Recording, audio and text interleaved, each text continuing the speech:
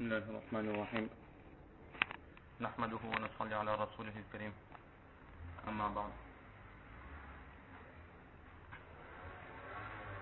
وعن العباس بن عبد المطلب رضي الله تعالى عنه قال قال رسول الله صلى الله عليه وسلم ذاق طعم الإيمان من رضي بالله ربا وبالإسلام دينا وبمحمد رسولا رواه مسلم. Le second hadith du tableau, celui qui est écrit en bas. Donc, aujourd'hui nous allons voir un nouveau hadith du Saint-Prophète sallallahu alayhi wa sallam qui est rapporté par Hazrat Abbas ibn Abd al-Muttalib radiyallahu ta'ala an. Avant de poursuivre, très brièvement, voyons qui est Abbas ibn Abd al-Muttalib. Hazrat Abbas radiyallahu ta'ala an est l'oncle du Saint-Prophète sallallahu alayhi wa sallam et il était plus âgé que le Saint-Prophète sallallahu alayhi wa sallam de simplement 2 années. Il était l'oncle, mais entre eux deux, il n'y avait pas énormément de différents âges, il n'y avait que 2 années de différence. Hazrat Abbas radiyallahu ta'ala an, l'oncle était plus grand que le neveu de 2 ans. Et Hazrat Abbas radiyallahu ta'ala an était quelqu'un de très intelligent. Il avait énormément de sagesse et il comprenait les subtilités des paroles. Une fois, une personne s'adressa à Hazrat Abbas radiyallahu ta'ala an et demanda: "Oh Abbas, qui est plus grand entre toi et ton neveu, le prophète sallallahu alayhi wa sallam?" Alors Hazrat Abbas radiyallahu ta'ala an, suite à cette question, il a compris que dans la question, il peut y avoir un piège. Alors c'est avec énormément de sagesse qu'il va répondre à cette question. La question est: qui est plus grand entre toi et le prophète sallallahu alayhi wa sallam? Et nous venons de dire que Hazrat Abbas était plus âgé, plus grand que le prophète sallallahu alayhi wa sallam de 2 ans. Alors il n'a pas dit que c'est moi qui est plus grand que le prophète sallallahu alayhi wa sallam. Qu'est-ce qu'il dit? Il dit: le prophète sallallahu alayhi wa sallam, il est plus grand que moi. Mais moi, je suis plus âgé que lui. Là, il a répondu qu'au niveau de l'âge, au niveau de l'existence, alors je suis plus âgé que lui. Mais au niveau de la connaissance, au niveau de la piété, au niveau de la proximité avec Allah subhanahu wa ta'ala, au niveau du grade vis-à-vis ou avec Allah subhanahu wa ta'ala, il est beaucoup plus grand que moi. Mais effectivement, si tu questionnes sur l'âge, alors je te dis que je suis plus âgé que lui. Si tu questionnes sur la proximité avec Allah subhanahu wa ta'ala, le rang spirituel, au niveau de la connaissance, au niveau des akhlaq, c'est-à-dire des comportements, des manières, etc., alors il n'y a pas d'égal entre le prophète sallallahu alayhi wa sallam et moi-même. Il est beaucoup plus avancé que moi. Il dit que la mère de Hazrat Abbas radiyallahu ta'ala an, c'est la première femme qui a osé ou qui a eu l'autorisation de mettre un tissu de soie sur la Kaaba. Elle a revêti, nous savons tous qu'aujourd'hui autour de la Kaaba il y a la grande toile noire. Et la mère de Hazrat Abbas radiyallahu ta'ala an, elle a été la première femme à avoir cousu une toile de soie de la grandeur de la Kaaba et elle a mis cette toile sur la Kaaba. Elle a vêti donc la Kaaba d'une toile de soie et c'est la première femme qui a pu le faire. Pourquoi cela? Parce qu'une fois, Hazrat Abbas radiyallahu ta'ala an s'était perdu. Et tout le monde était parti à sa recherche. C'est-à-dire notre narrateur, Hazrat Abbas radiyallahu ta'ala an, il était encore jeune et il s'était perdu. Donc tout le monde est parti à sa recherche et sa mère était très inquiète. Alors elle a fait ce vœu avec Allah subhanahu wa ta'ala que: oh Allah, si je retrouve mon fils Abbas, alors je vais mettre sur la Kaaba, je vais mettre sur ta maison une toile, un habit. Je vais habiller ta Kaaba, je vais vêtir ta Kaaba. Et Allah a fait en sorte que Hazrat Abbas radiyallahu ta'ala an fut retrouvé. Donc, heureuse, elle s'est rappelée, elle s'est souvenue de sa promesse avec Allah subhanahu wa ta'ala. Donc, elle a cousu cette toile de soie et elle a mis cette toile de soie sur la Ka'batullah.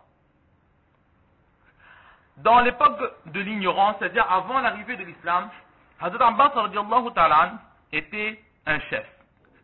Et il était aussi responsable de la mosquée de la Mecque, c'est-à-dire le Masjid al-Haram, là où se trouve la Ka'batullah. Hazrat Abbas radiallahu ta'ala était le responsable. Il avait deux responsabilités. La première responsabilité, c'est de s'occuper de ce qu'on appelle le siqaya. Il avait la responsabilité de siqaya. C'est-à-dire, le siqaya, c'est quoi? C'est à l'époque du Hajj, lorsque toutes les tribus, lorsque tous les Arabes se déplaçaient d'autres villes ou d'autres tribus ou dans les vallées lointaines ou dans les montagnes lointaines de la Kaaba, beaucoup de personnes se déplaçaient pour faire le Hajj. Alors, comme c'était des étrangers et qu'à l'époque, il n'y avait pas comme aujourd'hui les hôtels, il n'y avait pas les endroits où accueillir les invités, etc. Alors, dans la famille, la tribu des Quraysh, c'est-à-dire la tribu du Saint-Prophète sallallahu alayhi wa sallam, avait cette responsabilité de donner à boire aux Haji, aux pèlerins. Et Hazrat Abbas radiallahu ta'ala, il était l'un de ses responsables. Il avait donc pour responsabilité, il était chargé de donner à boire aux pèlerins, ce qu'on appelle le siqaya. Ça, c'était sa première responsabilité. Et la deuxième responsabilité, c'était de faire en sorte que la Masjid al-Haram soit toujours vivant. Comment cela? Il s'efforçait à empêcher les Arabes de s'insulter, de s'injurier, de se quereller devant la Ka'batullah. Il empêchait les Arabes de se critiquer les uns les autres devant la Ka'batullah. Surtout qu'à l'époque, avant même l'arrivée du Saint-Prophète sallallahu alayhi wa sallam, et même après l'arrivée du Saint-Prophète sallallahu alayhi wa sallam, les Arabes, ils étaient très fiers de leur langue. Ils étaient très fiers de leur langue, et lorsqu'ils voulaient s'exprimer, alors c'était souvent sous forme de poèmes ou de prose qu'ils s'exprimaient. Et parfois ils avaient l'habitude donc de critiquer une tribu ou de critiquer une personne, ils le faisaient sous forme de poèmes ou sous forme de prose, sous forme de vers. Ensuite, fiers de ce qu'il a écrit, fiers de ce qu'il a dit, ils les accrochaient sur la Ka'batullah. Et en fait, souvent ils faisaient des concours comme ça. Et la personne qui avait écrit les meilleurs vers, les meilleures proses, son poème ou bien ses écrits restaient accrochés sur la Ka'batullah. Jusqu'à ce qu'un autre poète écrit mieux que cette personne. Donc c'était une habitude chez les Arabes. C'est pour ça que les Arabes, exactement comme on apprend à l'école, les Européens, lorsqu'on lit les livres d'histoire, alors tout ce qui est les Européens, ils se considéraient comme des gens civilisés. Et ensuite, au-delà de ces pays européens, c'est-à-dire la vieille Europe, la France, l'Angleterre, l'Italie, l'Espagne, etc., en dehors de cela, tout ce qui est l'Europe du Nord, la Norvège, etc., comme les Européens n'avaient pas connaissance de leur civilisation, on les appelait les barbares. Et pour eux, tout ce qui était au-delà de leur frontière, c'était des barbares. Mais exactement, les Arabes, ils avaient ce même comportement. Mais eux, c'était par rapport à la langue. Alors, ils se disaient arabes, ils se disaient un peuple civilisé, entre guillemets, et toutes les autres personnes, c'est-à-dire les étrangers, les personnes qui n'étaient pas arabes, on les appelait des adjmis. Adjmis qui veut dire des étrangers, des personnes qui ne savent pas parler. Pourquoi? Parce qu'ils étaient tellement fiers de leur langue, ils étaient tellement fiers de leurs poèmes, ils étaient tellement fiers de leurs écrits, qu'ils croyaient qu'il n'y avait qu'eux qui étaient capables, qui avaient cette force de l'éloquence, qui avaient cette capacité de parler, cette capacité de faire tomber les cœurs juste avec leurs paroles. C'était chez les Arabes une habitude. Et c'est pour cela que parmi les miracles du prophète sallallahu alayhi wa sallam, le plus grand miracle, c'est le Coran. À Hazrat Moussa alayhi salatu wa sallam, par exemple, a été donné le bâton, le asa. À Hazrat Isa alayhi salatu wa sallam, il avait la capacité de redonner vie par l'aide d'Allah, par le bi'iznillah, il avait la capacité de redonner vie aux morts. Il avait la capacité de voir qu'est-ce qu'une personne a mangé à l'heure des repas, etc. C'était le miracle. Mais le plus grand des miracles du prophète sallallahu alayhi wa sallam, c'est le Coran. Souvent la question peut être posée, le Coran ce n'est qu'un livre. À Hazrat Moussa alayhi salatu wa sallam aussi a été donné la Taurat. À Hazrat Daoud alayhi salatu wa sallam a été donné les psaumes. À Hazrat Isa alayhi salatu wa sallam a été donné la Bible.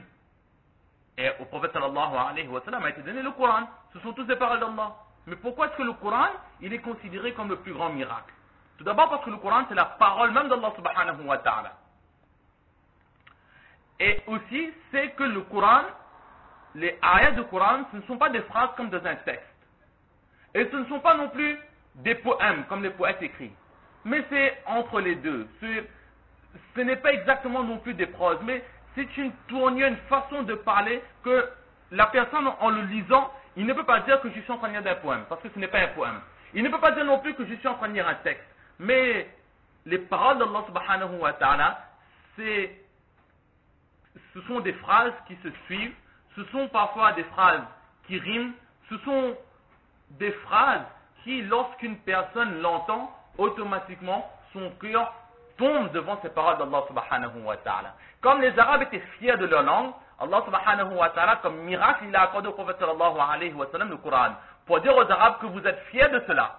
Mais sachez que mon prophète, il est plus fort que vous.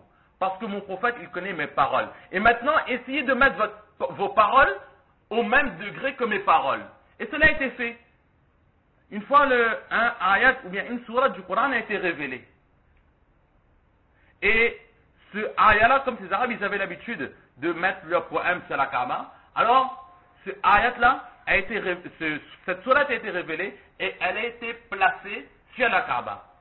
Et il dit que cette sourate a été placée au niveau le plus haut de la Kaaba. Et combien de temps est-ce que cette sourate est restée sur la Kaaba? Personne n'a pu mettre un poème ou des proses qui peuvent égaler les paroles d'Allah subhanahu wa ta'ala. Même dans le Coran, à plusieurs reprises, Allah subhanahu wa ta'ala, il dit, essayez si vous voulez, si vous pensez que mon prophète n'est pas prophète, alors essayez d'égaler son miracle. Il a amené le Coran. Alors vous, si vous êtes capable, si vous dites que ce Coran n'est pas un miracle, alors essayez d'amener une sourate qui est aussi beau que les sourates du Coran. Les Arabes n'ont pas pu.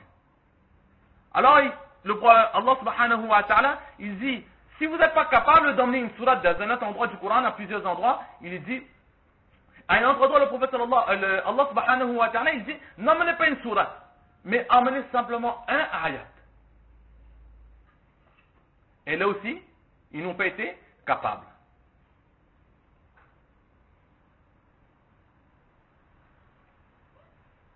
Il est dit qu'une fois, notre professeur, Hazrat Mana Abu Bakr Moussali Damad Barakatuhum, il nous a raconté cette petite anecdote. Qu'une fois, toujours à l'époque du prophète sallallahu alayhi wa sallam, si je ne m'abuse, c'était une sourate, la sourate Al-Qari'a, qui a été révélée. Et là, il y a un poète qui a essayé d'égaler le Coran. Le Al-Qari'a, c'est quoi? C'est Al-Qari'a, Mal-Qari'a, wa ma adraka Mal-Qari'a. Que Al-Qari'a, ça parle du jour du Qiyamah. C'est l'un des noms du Qiyamah.